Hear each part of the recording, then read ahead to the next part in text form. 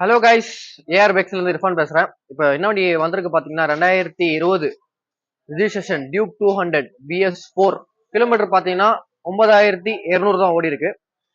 வண்டி டயர்ஸ் அப்படியே புதுசா இருக்கு. MRF டைன்ஸ் பாக்கெட் புதுசு வண்டியில. வண்டி கண்டிஷன் நீங்க பார்க்கலாம், நல்லா வெல் மெயின்டைனா இருக்கு. ஆனா இன்னைக்கு மார்க்கெட்ல டியூக் வண்டிங்க இல்ல. இன்னைக்கு 2016 17 வண்டி வச்சுட்டு என்கிட்ட கூட இருக்கு. 1,50,000 1,40,000 அந்த பட்ஜெட்ல இருக்கு.